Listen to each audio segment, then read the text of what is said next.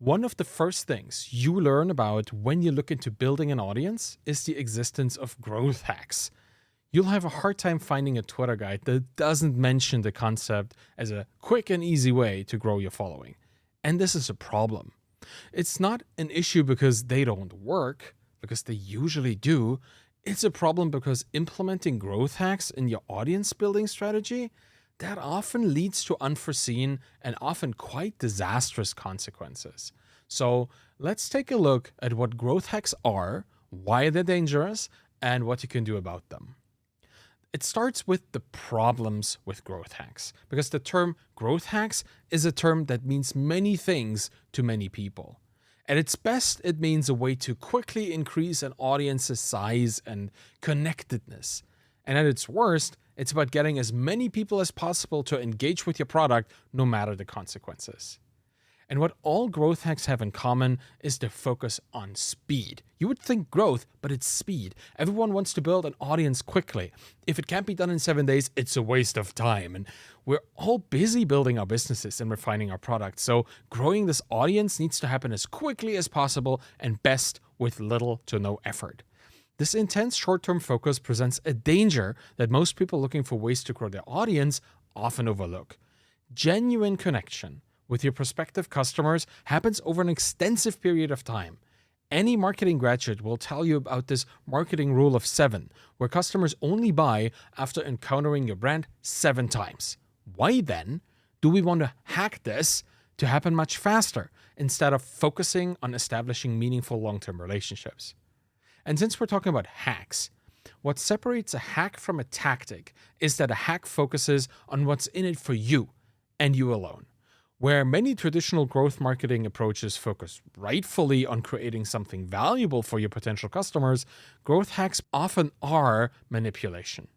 If you run a giveaway where every entrant has to follow you and retweet your tweet, anyone participating lowers their own chance of winning by sharing your message. Ultimately, the only true beneficiary is you, and every person who helped you, excluding the winner, gets nothing. Hacks like this aren't valuable, they're selfish. And this kind of behavior resonates very negatively with any community. After a few attempts at growth hacking your way to an audience, you will find that the people you actually wanted to reach have turned their backs on you. And then there are growth hacks that look like something genuine on the surface. Plenty of growth hack enthusiasts will tell you to make things feel legit. The Web3 industry suffers from many seemingly genuine projects that leave trusting participants scammed or cheated or disappointed. They even coined the term rug pull for this kind of behavior because it has become such a commonplace thing. And don't get me wrong, there are legitimate ways of encouraging people to join your following. Growth strategies have been at the core of building an impactful social media presence and customer base for decades.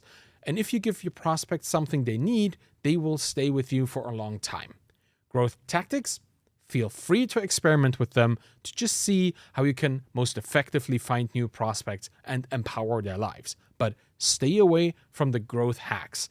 People will recognize them for what they are, and then their behavior towards you will reflect how they feel about that. Trust is slowly built and quickly lost, so don't waste your time by wasting somebody else's. Let's talk about a few growth hacks that look tempting on the surface, but often cause more harm than good. The giveaway is one of them. Most giveaways are very one-sided. You're encouraged to follow and engage, and only if you win the giveaway, you'll get something.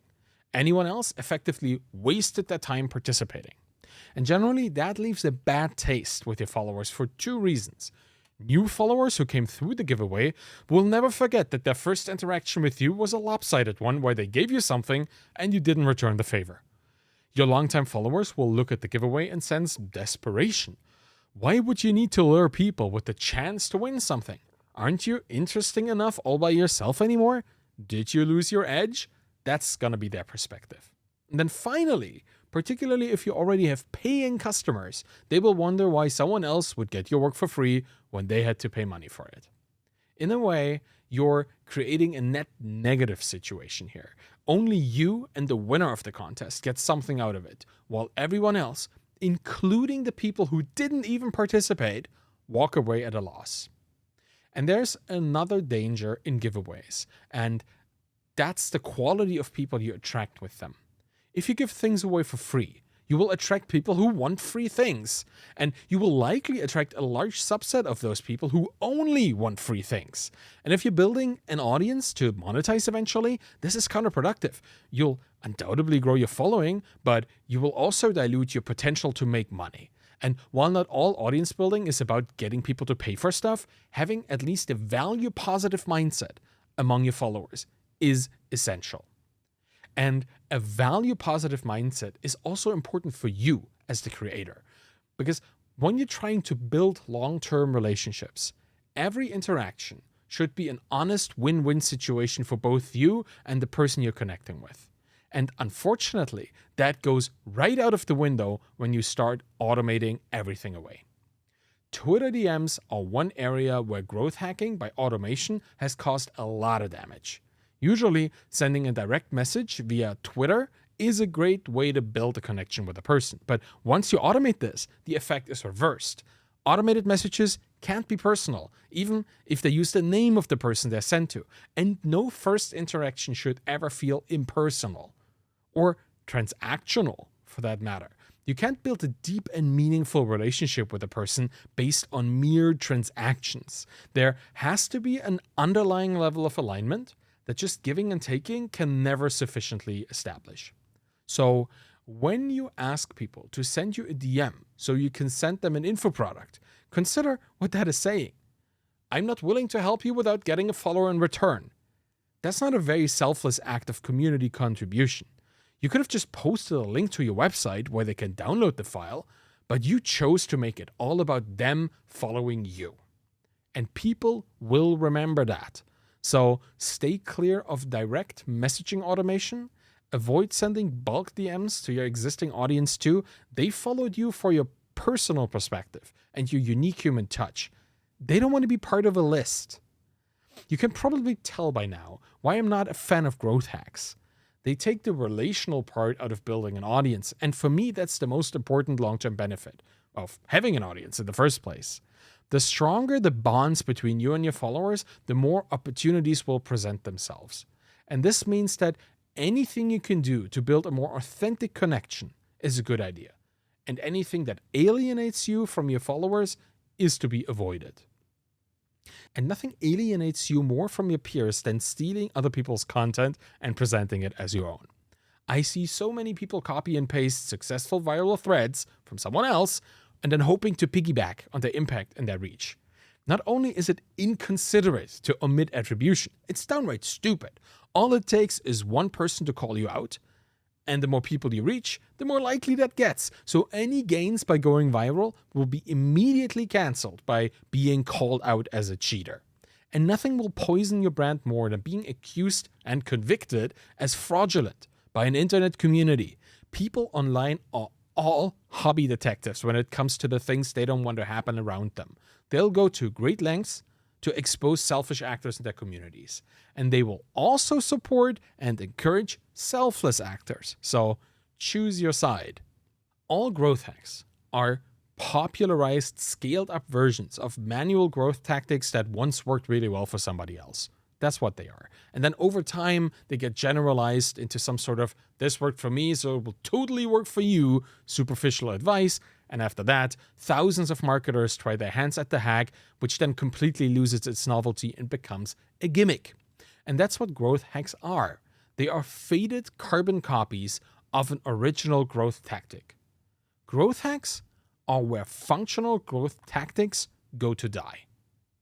What made the original work so well was that it was a genuinely interesting way for somebody to directly and manually engage their prospects.